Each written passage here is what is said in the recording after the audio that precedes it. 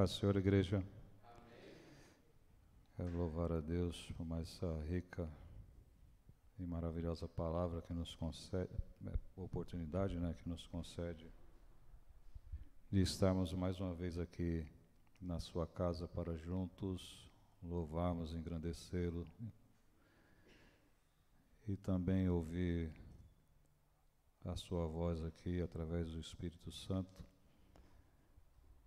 Que Deus fale conosco conforme o seu querer e a sua vontade.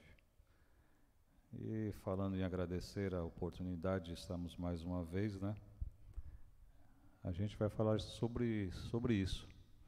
Um dia essa oportunidade não existirá mais. Um dia alguém vai bater nessa porta aqui querendo participar de um culto. E a oportunidade já passou. Então essa reflexão fica em nossos corações hoje. Eu quero iniciar aqui justamente sobre uma reflexão, já que a gente vai falar sobre a vinda de Cristo, a segunda vinda de Cristo. Eu quero iniciar aqui a gente refletindo um pouquinho para a gente entrar propriamente no tema. O pastor até já foi aqui, falou aqui, leu sobre recompensa, que o Senhor é o galardoador e Ele vem nos retribuir aquilo que a gente tem feito aqui em vida, enquanto justamente temos essa oportunidade, Então hoje nós iremos estudar o capítulo de número 11, o último capítulo do livro do Meyer Pearman, aprendendo as doutrinas bíblicas. Nessa introdução, eu quero iniciar dizendo que nesses últimos estudos aqui na ICT Osasco, estamos aprendendo juntos sobre as coisas dos céus, como a eternidade, que nós já tínhamos visto, ouvido, o destino dos justos, o destino dos ímpios, sobre em breve vermos Jesus face a face e morar com Ele eternamente. Muitos assuntos relacionados aos céus. Agora imaginem só, durante essa semana aqui, lendo e relendo e meditando sobre o nosso tema, eu queria refletir com vocês. Imagine se a gente estivesse falando aqui, ou fazendo aqui, uma campanha de 7 quarta-feiras. Se não estivéssemos falando aqui sobre a vinda de Jesus, se a gente estivesse aqui com a faixa aí na porta, fazendo campanha, convidando o povo para as 7 quartas-feiras para derrubar as muralhas de Jericó. Fazendo uma campanha das quartas-feiras aqui de vitória, de cura, de libertação. A campanha talvez para o carro zero, para a conquista da casa própria, a campanha para a cura física, a campanha para ganhar dinheiro, para ser abençoado. Essa igreja estaria abarrotada de gente. Gente para o lado de fora. Gente saindo até pelos bueiros para participar da grande campanha da vitória. Essa igreja estaria abarrotada. Mas de gente apenas interessada por coisas, por levar vantagens, gente querendo se dar bem de alguma forma, usando Deus. E não sei se os irmãos já tiveram amizade com alguém, com pessoas interesseiras. Sabe aquelas pessoas que todo mundo brinca, Fala, não sai da serra, Só o que me dá, que encosta perto de você apenas com interesse de tirar alguma coisa de você, de levar vantagem, esperando que você pague alguma coisa, Não tem aquele, na hora de pagar a conta, vai no banheiro, espera, ninguém gosta de conviver ou de andar junto com pessoas assim. Pessoas que olham para você com interesse de ganhar algo de você. E agora eu fiquei pensando durante essa semana como Jesus olha para essas pessoas, essas igrejas cheias de gente esperando coisas de Deus, de gente querendo ganhar coisas materiais. pessoas querendo sugar algo de Deus aqui na terra, levar vantagem, ganhar alguma coisa. Isso é legal? Como será que Jesus vê essa ação e esse interesse, essa segunda intenção? Mas aqui nós estamos falando sobre as últimas coisas. Estamos falando sobre o fim das nossas vidas. Nós estamos falando do momento final. Lembra daquele aparelhozinho que bate, que a gente vê que ele sobe e desce a linha, né, do coração, as batidas do coração? A gente está falando desse momento, talvez, que a gente vê no filme, né, dá choque, dá choque, dá choque, aí dispara o alarmezinho, a linha... A gente está falando desse momento aqui. O que a gente tem, nós vamos levar nada. O que vai nos acompanhar são as nossas obras. No dia do julgamento vai ser o que nós vamos conseguir nos livrar, vai ser das obras.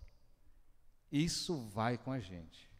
O que eu fizer hoje aqui, o que eu fiz durante toda a minha vida, é isso que vai me acompanhar. É isso que vai ter peso na eternidade. Estamos falando do retorno de Jesus. Romanos capítulo 14, versículo 11 e 12, fala sobre que diante do Senhor todo joelho se dobrará, cada um dará conta de si mesmo a Deus. A parte ruim e triste desse assunto não é o morrer. As pessoas ficam preocupadas em morrer, a dor da morte, a separação. Mas para alguns, se morrer resolvesse, aí seria mil maravilhas. Mas será apenas o começo, né?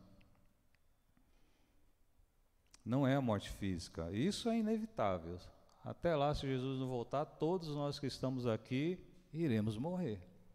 Muito em breve, daqui 100 anos no máximo, nós que estamos aqui sentados já não estaremos mais aqui nessa terra.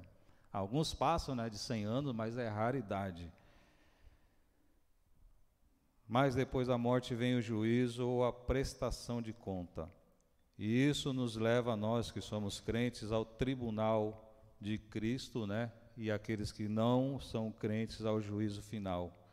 Imagine só, vai chegar essa hora do particular, trocando aqui em miúdos, aquela hora que a gente vai sentar de frente a frente com Deus, e num papo reto, como os jovens dizem, olho no olho, só você e Deus, ou só o irmão Paulo e Deus. Lembra daquela entrevista de emprego que a gente não gosta, fica apavorado, uns treme, outros sua a mão, na hora trava, não sabe o que dizer, você está ansioso pelaquela vaga de emprego, você senta numa mesa de frente para o cara que tem o poder de colocar você para dentro da empresa ou te dispensar, e aí ele fala, né, me fala por que eu devo você, por que eu devo te dar a vaga? Mais ou menos isso.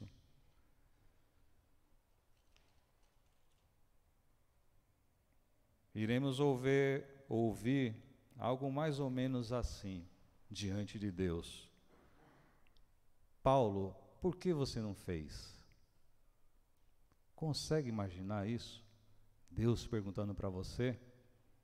Passa aquele filme na tua cabeça e Deus pergunta, por que você não fez? Mas aí a oportunidade já passou. Hoje nós temos a oportunidade. Ou outra pergunta, por que você fez aquilo que não era para ter feito? Ou talvez outra pergunta, e se você fez, por que fez do jeito que fez? Para a gente refletir nessa introdução aqui. E com isso eu deixo essa pergunta para nós aqui nessa noite. O que nos motiva a estar aqui? São coisas? O que faz o irmão Paulo estar aqui hoje, nessa quarta-feira? Qual é o interesse por trás de eu estar aqui? O que eu quero? O que me traz aqui? Qual é a minha intenção? Eu penso em quê quando eu me desloco da minha casa e venho à igreja? No que eu estou pensando quando eu faço qualquer ação na minha vida? Qual é o interesse por trás? Será que eu vim aqui essa noite só porque é a noite que o Paulo vai falar, eu estou com o microfone na mão e eu quero me apresentar, eu quero mostrar que eu sei alguma coisa aqui para alguém, impressionar alguém, ou eu estou aqui por amor a Cristo? Eu venho no domingo aqui por amor a Cristo ou pelo quê? Eu amo meu irmão porque é obrigação ou é porque eu amo o meu irmão de verdade? Tudo isso vai ser colocado na balança naquele dia. Não temos para onde escapar. Então é bom a gente pensar já a partir de hoje. O que fazemos, por que fazemos e por que não fazemos. Daqui uns dias nós vamos dar conta de tintim por tintim. Eu mesmo, Paulo. Não vai ser outro, não vai ser um espectro, um fantasma de mim, não, vai ser eu. Outros sentimentos, não é assim? Outros sentimentos, lógico que nós vamos ter o mesmo sentimento da carne física, que raiva, rancor, mas nós sabemos por que nós seremos julgados e por que fizemos e por que não fizemos. Consciência total. Então vamos lá, para Maia Pirma. A segunda vinda de Cristo é, sem dúvida, uma das doutrinas mais importantes do Novo Testamento. Mencionado, veja só, mais de 300 vezes no Novo Testamento. Eu nunca tinha visto falar sobre a contagem do tema. Só o apóstolo Paulo ele se refere ao tema, ao evento, umas 50 vezes. Já teve alguém que disse que a segunda vinda de Cristo é mencionada 8 vezes a mais que a primeira, né? A vinda de Cristo, a segunda vinda de Cristo será de maneira pessoal, assim como nós falamos aqui, Atos capítulo 1, versículos 10 e 11, a gente tem uma ideia disso. 1 Tessalonicenses também, capítulo 4, versículos 13 ao 14, a gente vai ver que será pessoal a vinda de Cristo. Alguns pregam aí, negam o fato de que a segunda vinda de Cristo, negam, né, que será literal e pessoal. Dizem que a morte já é a segunda vinda de Cristo. Assim, se fosse como explicar Mateus 16, vamos ver?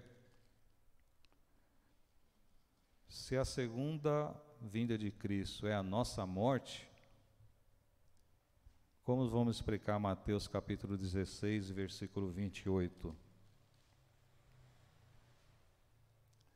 Em verdade vos digo que alguns há, dos que aqui se encontram, de maneira nenhuma passarão pela morte, até que vejam vir o Filho do Homem no seu reino. Então não é a morte. Filipenses também, uma referência, capítulo 3, versículos 20 e 21, fala sobre isso. Irmãos, é muita referência, não dá para a gente ler todas, mas se os irmãos quiserem anotando, depois os irmãos vão lendo aí, anotando e meditem em casa com mais tempo, né? Como substituir nesse tema aqui, que alguns dizem, né, que a morte nossa é a segunda vinda de Cristo. Como, pois, substituir morte pela segunda vinda, se a morte é um inimigo nosso? Como associar? Como igualar a vida eterna com a morte, com a vinda gloriosa de Cristo, se a morte é o salário do pecado? Não tem como falar que a morte é a segunda vinda de Cristo, é totalmente diferente. Outros afirmam que a segunda vinda de Cristo foi a descida do Espírito Santo lá no Pentecostes. Veja só, alguém diz que já foi lá no dia de Pentecostes, Atos capítulo 2, que já foi a segunda vinda de Cristo. Então isso quer dizer que nós ficamos? Outros dizem que a segunda vinda foi no tempo da destruição de Jerusalém, no ano 70 depois de Cristo, da nossa era agora, né? Mas para começo de conversa, para a gente encerrar esse assunto, em nenhum desses casos houve a ressurreição dos mortos e nem o arrebatamento dos vivos, né? Então não tem como ter sido nesses eventos aqui que nós citamos. Meyer Pirman também ele fala que muitos, e todos nós conhecemos, né, muitos já tentaram ou se meteram a prever ou a adivinhar a data da segunda vinda de Cristo. Mateus capítulo 24, versículo 36 e o versículo 42. Mateus 24, 36 e o 42.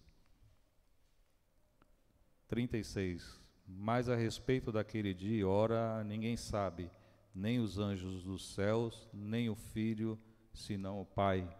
42. Portanto, vigiai, porque não sabeis em que dia vem o vosso Senhor.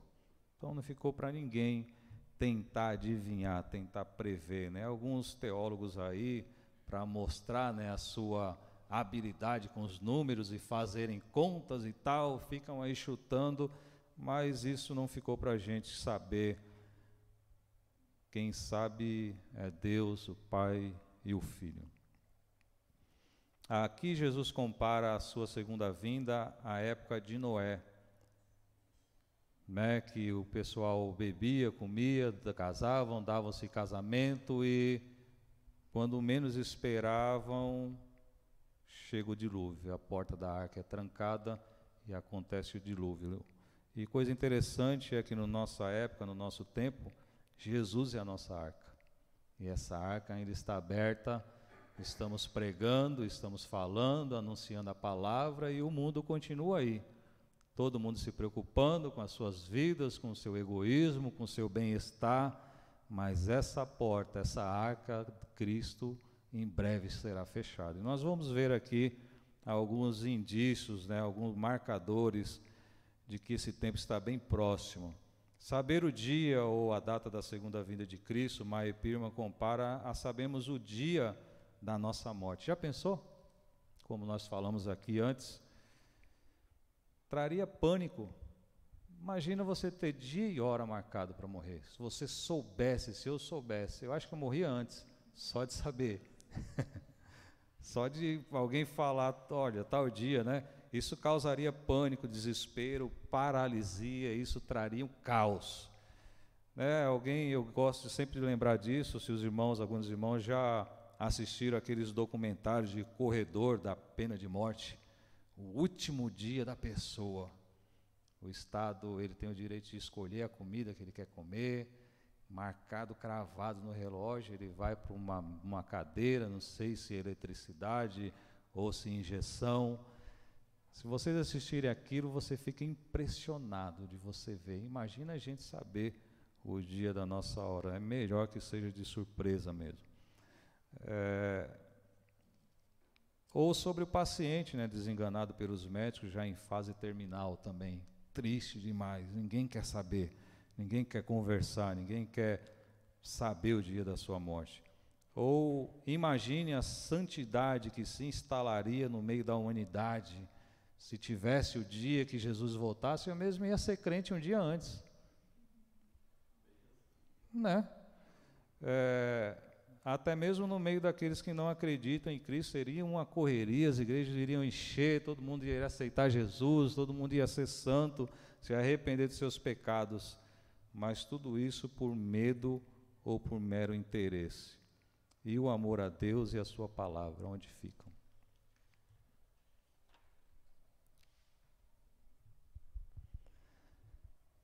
A situação do mundo, vamos falar agora sobre a segunda vinda de Cristo. A situação do mundo momentos antes da segunda vinda. Mateus capítulo 24, nós vamos ler bastante Mateus capítulo 24, e no versículo 32, Jesus dá o exemplo, né? Jesus traz uma parábola da figueira.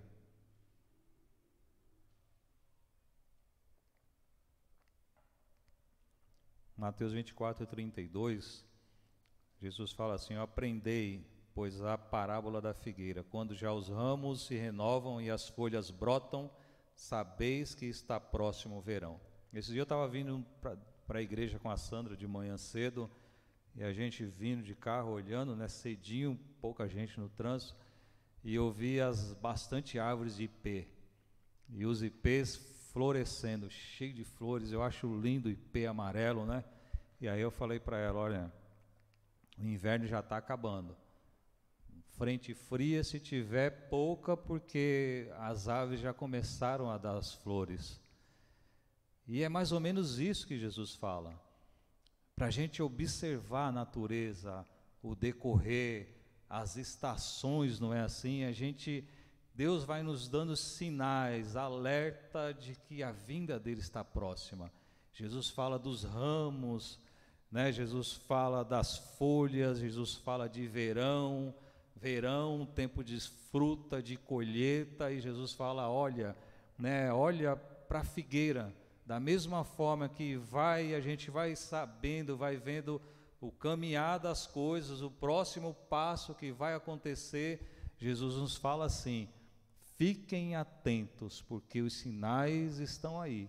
Então a gente vai ver alguns desses sinais que a gente tem visto e vivido aqui. Muitos enganadores e muitos enganados. Esse muito aqui, irmãos, quer dizer quase todos. Quase todos. E a gente vê que nos últimos dias, falsos profetas demais. Mateus, aqui a gente já está aberto aqui, com a Bíblia aberta, Mateus capítulo 24, versículo 11, olha lá. Levantar-se-ão muitos falsos profetas e enganarão a muitos. Esses muitos aqui é quase todos, inclusive os crentes. E a gente vê, nós já falamos aqui hoje, o pastor até a gente comentando ali fora, conversando. Irmãos, cada dia está mais difícil você contestar ensinamentos falsos. A gente liga a televisão, vê tanta programação de tantas igrejas com cada coisa que você fica com a boca aberta. E cada dia mais pessoas estão sendo levadas por esses ensinamentos, por esses enganos, igrejas lotadas, muitas opções. E se você for tentar falar com essas pessoas, elas não te escutam mais, porque elas já tomaram esses falsos ensinos como verdade. Aquilo para ela é verdade. Isso tem se multiplicado cada dia mais, de forma exagerada. Isso é um indício de que a volta de Jesus está bem próxima. Guerras e rumores de guerras. Aí a gente não dá nem para a gente falar, né? O que a gente mais ouve falar é essas ameaças de guerra no Oriente Médio, em vários países, Coreia, um apontando arma para outro país e querendo brigar a qualquer custo, exibindo esses dias na televisão aí mísseis em trem, dentro do mar, e a gente vê esse aparato sendo construído e preparado. Guerra sempre teve, mas hoje a gente vê que a gente vive num clima de ostensivo, não sei se a palavra é essa, hostilidade, num tempo de hostilidade. Tudo é guerra, tudo é míssil, tudo é arma nuclear. A gente vive à beira de qualquer momento ser declarada uma guerra.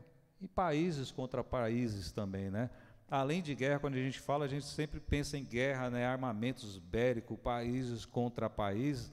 Mas existe guerras comerciais aí hoje, guerras de tecnologia, a gente vê guerra biológica e a gente vê guerra dentro da família. As famílias se acabando. Ontem eu estava assistindo o jornal, uma coisa horrível, um filho adolescente de 16 anos, matou o pai, deu um tiro na cabeça do pai, ficou com o corpo escondido, resolveu esquartejar e depois sair distribuindo pedaços do pai com a ajuda da esposa dele, não sei o que. Irmãos, coisa terrível. Então, guerra dentro de casa, guerra de marido com mulher, mulher com o esposo, guerra de pais com filhos. Então, nós vivemos um tempo de guerras e guerras mesmo que nunca se houve. Indícios, irmãos, de que Jesus está muito próximo. Fomes e epidemias. A gente está vivendo isso. O que mais se fala hoje? Fome. Eu estava vendo que estão calculando já que em 2020, o ano passado, cerca de 811 milhões de pessoas enfrentaram a fome. Tem ideia do que é isso? 811 milhões de pessoas, parece que 1/10 da população mundial enfrentaram a fome de verdade. E o Covid, então, falando de epidemia? Estamos vivendo isso. Já estão dizendo por aí que o Covid no mundo já matou mais de 4 milhões de pessoas. E a gente parando para pensar nisso, a gente fica amedrontado. São sinais, o tic-tac do relógio de Deus, nos chamando para a gente despertar, para a gente acordar, para a gente se ater. O tic-tac de Jesus, o relógio de Jesus, falando, olha, presta atenção na figueira, presta atenção que está chegando o momento.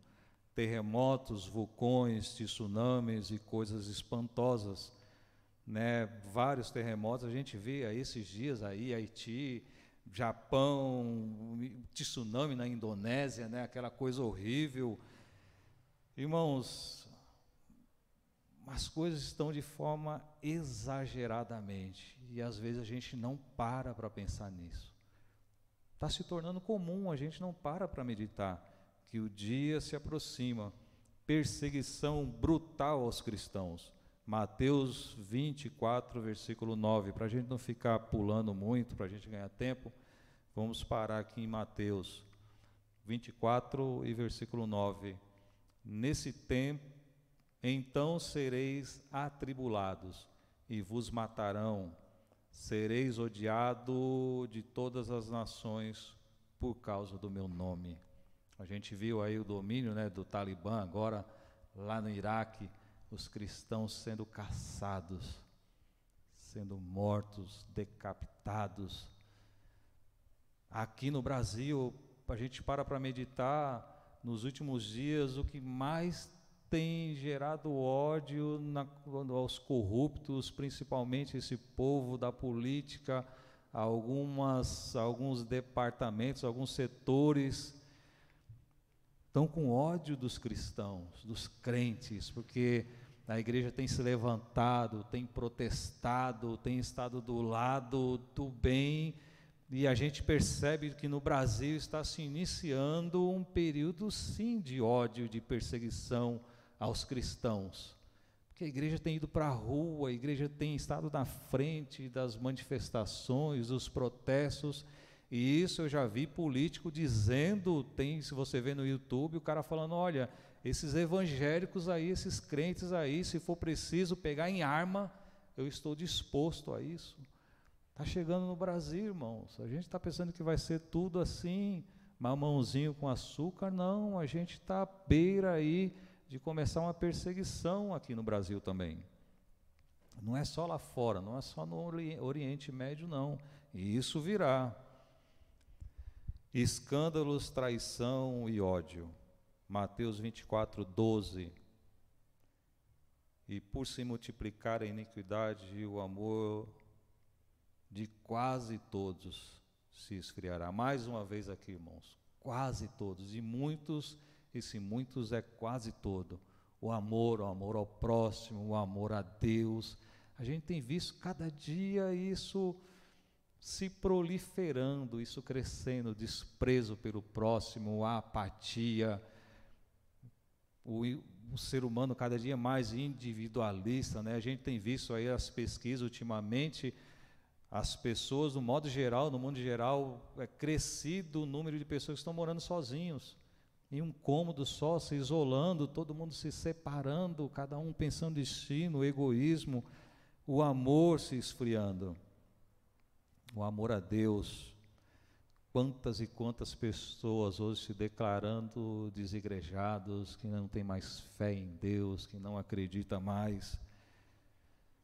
Indícios, irmãos, imoralidade potencializada, falta de pudor. Hoje a gente vê até crianças sendo sensualizadas, sensualizando. Tem local que a gente não pode nem passar com a nossa família mais.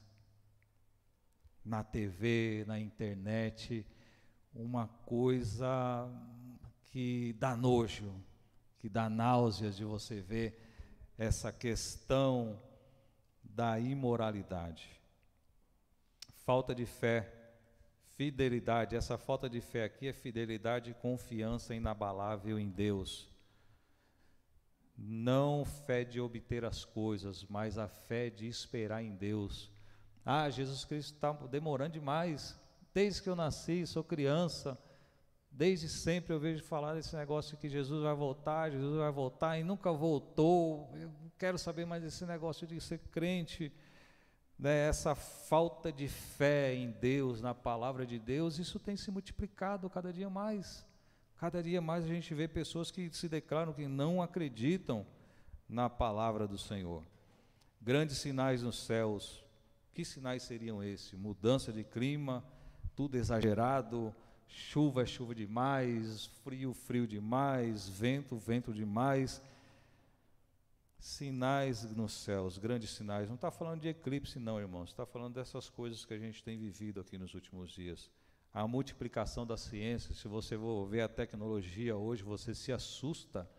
A gente vê robôs que são idênticos a seres humanos, tantas coisas têm se inventado nos últimos dias, que você não acredita que o homem chegou a esse ponto. Permissão de Deus. A apostasia, lógico que a apostasia são os crentes se desviando, uma apostasia gigantesca, exagerada. Os escarnecedores, cada dia mais a gente vê pessoas desafiando a palavra de Deus, fazendo chacota. Nós vimos aí alguns movimentos, né, desprezando a religião, passando na televisão, quebrando as imagens, não respeita mais a fé de ninguém, não existe respeito, sabe, a vontade é atingir, é escarnecer, é zombar, é ridicularizar, é destruir a fé alheia. Isso a gente tem vivido, isso tem se proliferado, isso tem aumentado. Antigamente não se ouvia falar nisso, hoje é deliberadamente, é em frente nas câmeras, é onde for, não se tem mais pudor, não se tem mais respeito, escarnecimento. E por fim, nós temos vivido tempos perigosos, demais. Isso é para acender a nossa luzinha do alerta.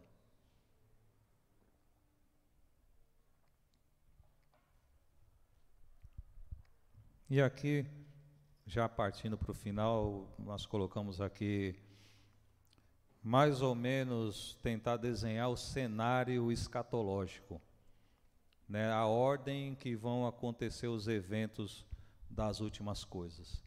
Então vamos falar do arrebatamento da igreja, que será nos ares, antes da grande tribulação. 1 Tessalonicenses, capítulo 4.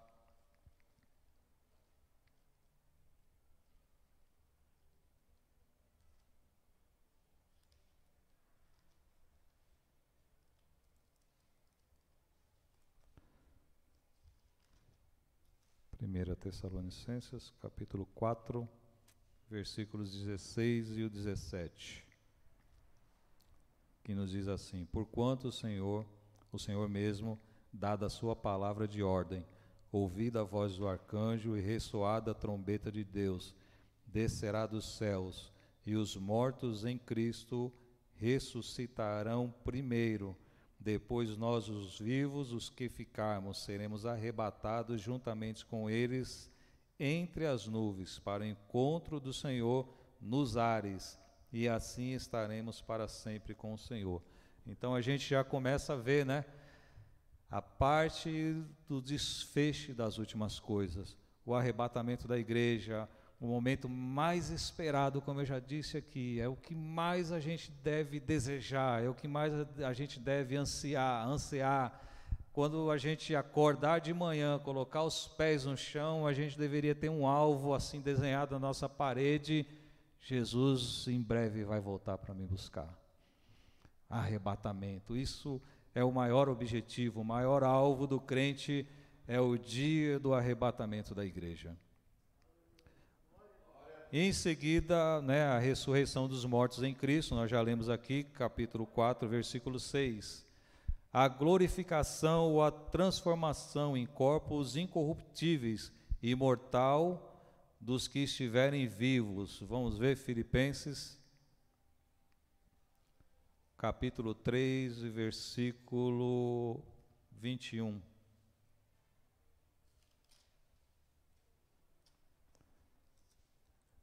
Filipenses 3, 21.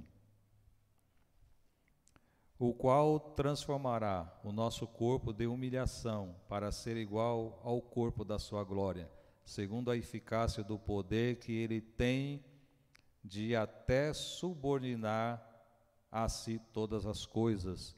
1 Coríntios, capítulo 15, versículo 53.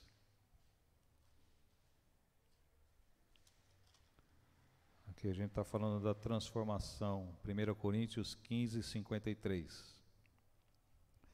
Porque é necessário que este corpo corruptível se revista da incorruptibilidade, e que o corpo mortal se revista da imortalidade. Essa questão da transformação do corpo nos remete lá ao pecado original.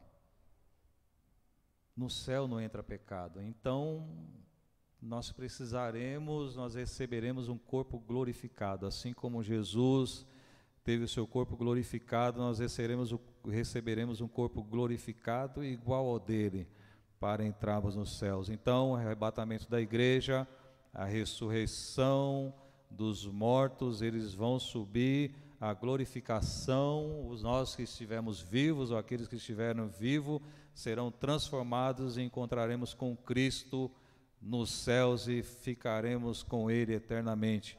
Em seguida, tribunal de Cristo, ainda também nos ares. Apocalipse, capítulo 22, versículo 12. Essa é a sequência, irmãos, dos acontecimentos. Apocalipse 22, versículo 12.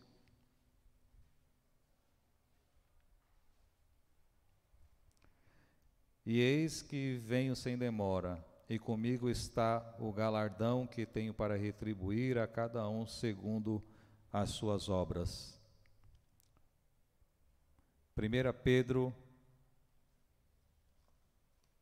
5, versículo 4.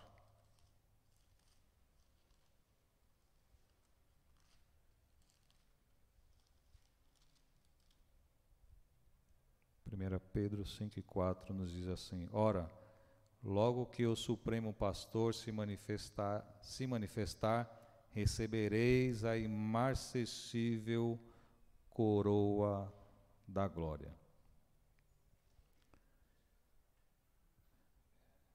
A gente precisa deixar bem claro, irmãos, que o tribunal de Cristo não está falando do juízo final, do grande trono branco, não. Aqui, nesse tribunal de Cristo, serão julgadas as nossas obras. Aquilo que eu falei no começo, vai ser julgado as obras. O exemplo que eu dei aqui, né, vai ser julgado a mordomia cristã. Aquilo que eu fiz do meu tempo, aquilo que eu fiz das minhas oportunidades, aquilo que eu fiz para o Senhor, aquilo que eu fiz para o meu próximo, tudo isso será julgado no tribunal de Cristo. Não é que você vai ser julgado e a partir dali você pode ir para o inferno, não. Esse tribunal de Cristo, você já está salvo, não é assim, pastor? Já está salvo. Ali vai ser julgado as nossas obras. 1 Coríntios 3:15.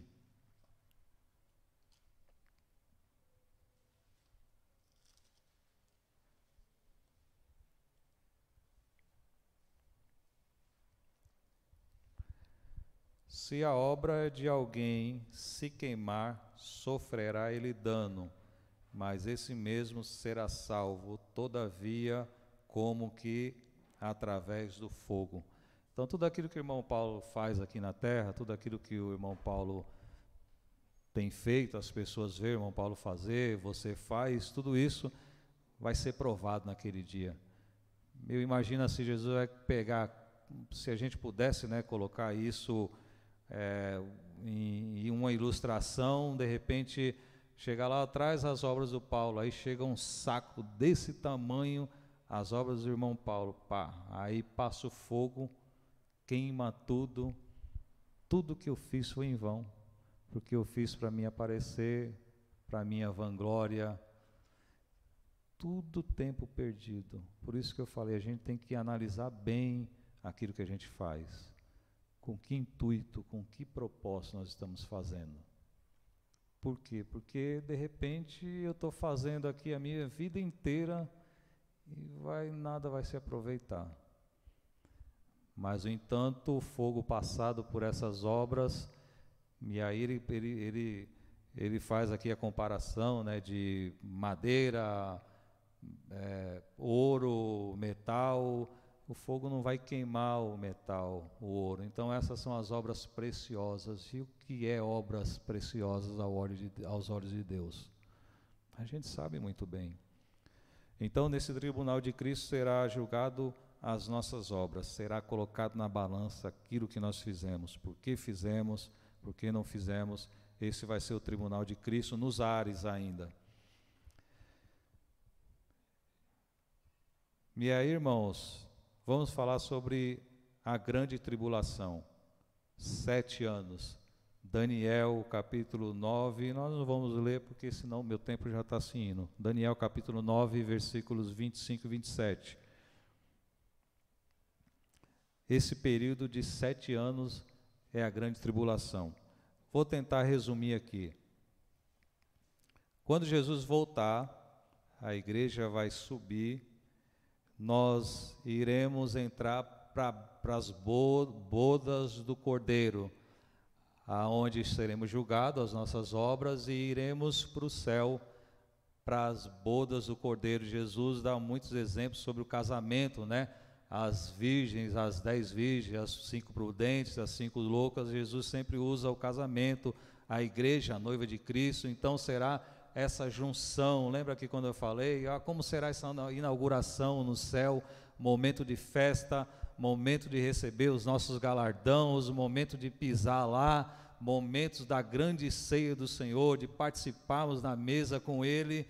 Enquanto nós estivermos lá, nos regozijando, estivemos lá com Cristo nas bodas, nessa comemoração, simultaneamente aqui na terra, aqueles que ficarem enfrentarão a grande tribulação.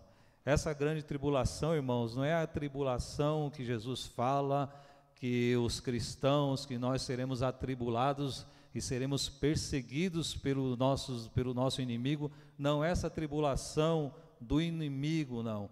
Essa tribulação vem da parte de Deus como juízo sobre as nações, sobre os ímpios, aqueles que não decididamente, deliberadamente não quiseram, não aceitaram, não ligaram para a palavra pregada, para Jesus Cristo, para nada dos céus.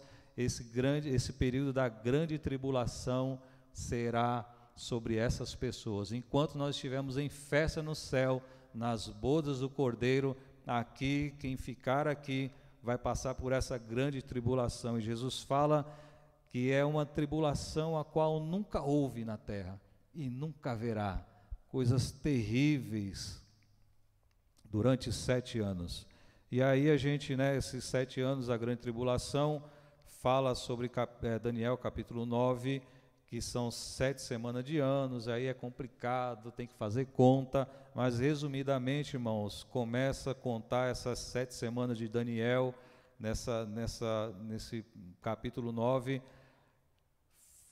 a partir, impressionantemente, desde a data do decreto para a restauração de Israel, se você ler lá no livro de Neemias, é começado a contar esse relógio das 70 semanas de Israel.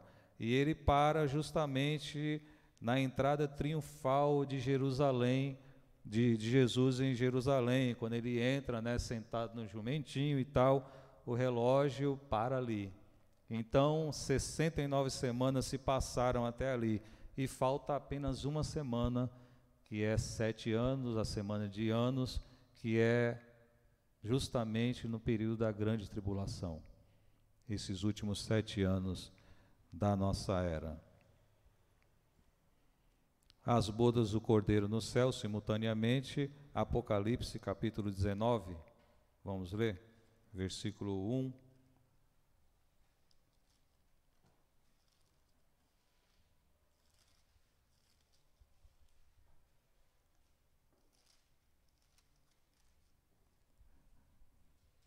Apocalipse 19, versículo 1 até o 9. O júbilo no céu. Depois dessas coisas ouvi no céu uma como grande voz de numerosa multidão dizendo: Aleluia! A salvação e a glória e o poder são do nosso Deus, porquanto verdadeiros e justos são os seus juízos, pois julgou a grande meretriz que corrompia a terra com a sua prostituição, e das mãos dela vingou o sangue dos seus servos. A segunda vez disseram: Aleluia! E a sua fumaça sobe pelos séculos dos séculos. Os 24 anciãos e os 4 seres viventes prostaram-se e adoraram a Deus, que se acha sentado no trono, dizendo: Aleluia, aleluia. Saiu uma voz do trono exclamando: Dai louvores ao nosso Deus, todos os seus servos, os que o temeis, os pequenos e os grandes. Então ouvi uma como voz de numerosa multidão, como de muitas águas e como fortes trovões, dizendo: Aleluia, pois reina o Senhor, nosso Deus, o Todo-Poderoso. Alegremo-nos, exultemos e demos-lhe a glória, porque são chegadas as bodas do Cordeiro, cuja esposa a si mesma já se ataviou, pois lhe foi dado vestir-se de linho finíssimo, resplandecente e puro, porque o linho finíssimo são os atos de justiça dos santos. Então me falou o anjo: escreve: bem-aventurados aqueles que são chamados à ceia das bodas do Cordeiro. E acrescentou: são essas as verdadeiras palavras de Deus. Todo esse acontecimento, irmãos, nós estaremos lá na glória, na eternidade com o nosso Cristo. Então é assim, as 7 semanas, né, de anos, serão 7 anos, nessa grande tribulação, no meio dela, né, nós sabemos que vai surgir aí o anticristo, né, ele vai dominar a terra, o Espírito Santo será tirado juntamente com a igreja, e aí o anticristo terá poder aí sobre as nações, o anticristo, e aí vai ser, né, declarado, porque hoje a gente vê a política, a propaganda dos políticos é o que? A promessa de saúde, promessa de igualdade social, promessa de emprego para todo mundo, de segurança, de educação. Esse é o discurso dos políticos. Nessa grande tribulação aqui, quando chegar esse iníquo aí, ele vai trazer uma falsa paz mundial. Ele vai resolver todos esses problemas aí. Será uma pessoa que vai ser uma política só mundial, uma religião mundial, economia mundial, e vai trazer uma paz no mundo. Mas no meio dessa semana de anos, 3 anos e meio, ele vai se revelar quem ele é, né? Meyer Pirman, ele fala sobre isso, ele dá o exemplo de Nabucodonosor. Ele fez isso, porque ele fala lá que, mais ou menos, o anticristo falando para a população: quem é que dá de comer para vocês? Quem é que protege vocês? Quem é que trouxe a paz mundial? Quem é que provê saúde e educação para os seus filhos? Quem é que provê tudo? Quem é soberano se não for o Estado? E aí ele vai colocar o Estado como Deus, status de Deus. E aí ele vai se revelar, querendo obrigar as nações a se prostrarem e adorarem o Estado, a imagem do Estado como Deus. E aí essa falsa paz ele se revelará e cobrará para si adoração, culto, querendo ser Deus. E aí virá a perseguição, né? Sobre aqueles que estiverem aqui e sobre principalmente o povo de Israel. Os judeus, aí eles vão acordar. E aí eles vão perceber que aquele não é o Messias que eles esperam. e aí as nações se formarão debaixo desse governo para tentar aniquilar Israel, para batalhar contra. E é nesse momento que aí vem o outro desfecho, né, o outro acontecimento, que será a batalha do Armagedon, o fim do império do anticristo. Se a gente vamos ler, né, também alguns, tem até filme, né, a batalha do Meguido, né, do Vale do Meguido, a gente vê até isso em filmes, aonde o anticristo vai tentar aniquilar o povo da promessa, o povo judeu. Zacarias capítulo 14, dá tempo de ler, pastor? Eu acho que não. Zacarias capítulo 14.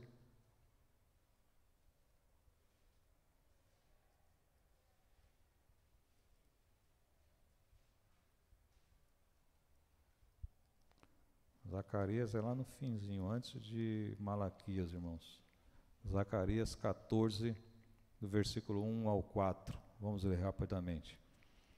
Eis que vem o dia do Senhor. Esse aqui está falando nos últimos tempos, irmãos, lá no Apocalipse, em que os teus despojos se repartirão no meio de ti, porque eu ajuntarei todas as nações para a peleja contra Jerusalém, e a cidade será tomada, e as casas serão saqueadas, e as mulheres forçadas, metade da cidade sairá para o cativeiro, mas o restante do povo não será expulso da cidade.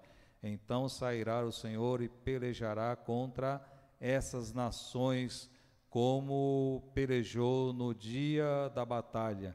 Naquele dia estarão os seus pés sobre o monte das oliveiras, que está de frente para Jerusalém, para o oriente. O monte das oliveiras será fendido pelo meio, para o oriente e para o ocidente, e haverá um vale muito grande. Metade do monte se apartará para o norte e metade para o sul. Até o 4. Então aqui a gente está vendo falar sobre a batalha do Armagedon. Apocalipse 16, capítulo 16, versículo 13 ao 16. Vamos ler mais sobre a batalha do Armagedon. 13, 16, Apocalipse 16, versículo 13 ao 16. Então vi sair da boca do dragão, da boca da besta e da boca do falso profeta 3 espíritos imundos semelhantes a rãs, porque eles são espíritos de demônios, operadores de sinais, e se dirigem aos reis do mundo inteiro, com o fim de ajuntá-los para a peleja do grande dia do Deus Todo-Poderoso.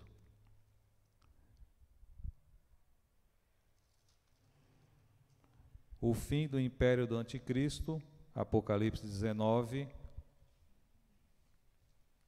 versículo 20 a 21. 19, 20 a 21. Mas a besta foi aprisionada, e com ela o falso profeta, que com os sinais feitos diante dela seduziu aqueles que receberam a marca da besta e eram os adoradores da sua imagem.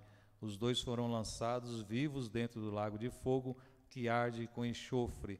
Os restantes foram mortos com a espada que saía da boca daquele que estava montado no cavalo, e todas as aves se fartaram das suas carnes. Então aqui Jesus aniquila esse exército, né, do anticristo contra Israel, e coloca fim ao reino do anticristo. O julgamento das nações, Joel capítulo 3, versículo 12 até o 14, e Mateus capítulo 25, do versículo 31 ao 46. Então a gente veio aqui, irmãos, o arrebatamento, né? A grande tribulação, ao mesmo tempo as bodas do Cordeiro, a semana da grande tribulação, no final, do meio para frente, trevas, tribulação terrível, os judeus perseguidos, Jesus, aí sim, essa vinda, Jesus vem, né, à terra. Antes é nos ares, o arrebatamento. Nessa segunda fase, Jesus vem, desce à terra e realmente batalha, aniquila o exército do anticristo. E aí, o que acontece em diante? O diabo é preso, é aprisionado durante 1000 anos. Aí entra o milênio. Após a prisão de Satanás, nós vamos ver lá isso, Apocalipse capítulo 20, do versículo 1 ao 6, não vamos ler, mas a gente vê aí o início do milênio, após, né, a semana a grande tribulação, aí começa o milênio. O diabo vai ser preso por 1000 anos. Depois fiquei pensando, mas vai ser preso por 1000 anos, milênio, depois vai ser solto de novo. Mas vai acontecer assim, irmãos. Já viu aquela questão da queima de arquivo? A gente fica falando da luta, né, do bem contra o mal. Não existe luta de bem contra o mal. O mal, o diabo não pode com Cristo, com Deus, nunca pôde. Mas por que Deus lá não dá fim logo, mata logo esse cara aí, queima ele, aniquila ele? Irmãos, com 100 anos, a geração já é trocada. E aí, se Deus, imagina, eu assim, né, tem hora que eu fico viajando na maionese, eu fico imaginando, se Deus tivesse matado esse diabo, depois de 1000 anos, será que as pessoas iriam falar, mas o diabo era bonzinho, esse Deus aí que matou ele? Então ele vai ser preso, 1000 anos vai se passar, aí Jesus vai reinar sobre a terra, aí Jesus vai colocar ordem nisso aqui, aí vai ter paz e verdade, aí vai ter alimento, aí vai ter educação, vai ter segurança. Jesus vai mostrar para todo mundo, para todas as nações, como é que se governa a terra. Será 1000 anos de paz durante o milênio, e nós reinaremos com ele. Depois de 1000 anos, o diabo será solto, ele vai tentar novamente as nações. Após o milênio,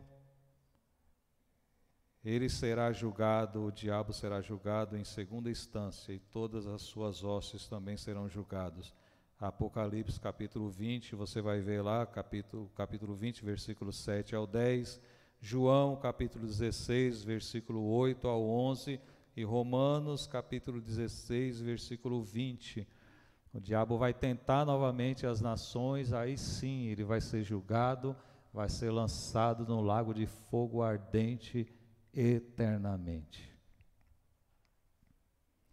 Juízo final, o grande trono branco, aonde os ímpios serão ressuscitados, e aí a parte dolorosa, irmãos. Capítulo 11 de Apocalipse, os versículos 11 ao 15. Esses serão julgados e também lançados na eternidade, na morte eterna. E aí vem a melhor parte de tudo o nosso estudo: novos céus e nova terra. O pastor já iniciou o culto aqui lendo sobre isso. Depois você leia em casa Apocalipse, os capítulos 21 e Apocalipse 21 e 22, 2 Pedro 3 e 7. E o melhor de tudo isso, só vou ler aqui 2 Pedro 3 e 7. E o melhor de tudo isso, irmãos, novos céus e nova terra, nós estaremos lá, com Cristo eternamente. 2 Pedro 3 e 7. Fala sobre, né, o final aí desse céu, dessa terra que existe agora. Ora, os céus que agora existem e a terra, pela mesma palavra de Deus, o verbo vivo, né, têm sido entesourados para o fogo, estando reservados para o dia do juízo e da destruição. Então, depois que for tudo renovado, nós teremos novo céu e nova terra, tudo novo, Jesus reinando, nós eternamente com Ele. Aí não haverá mais ameaça, não haverá mais choro, não haverá mais perseguição, não haverá mais morte, não haverá mais desemprego, não haverá mais tortura, não haverá mais pecado, nós não vamos ter mais medo de morte, nós não vamos ter mais medo do ladrão, nós não teremos mais aflição.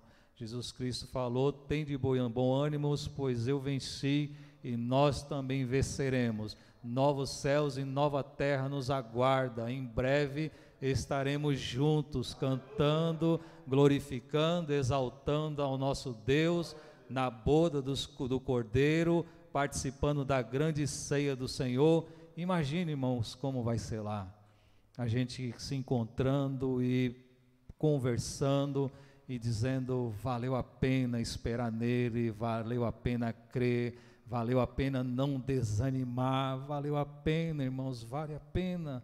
Então que nós possamos ficar firmes nas promessas de Jesus. E em breve ele diz que voltará para nos buscar e logo, logo nós seremos surpreendidos com esse acontecimento maravilhoso. Amém, irmãos? Pastor...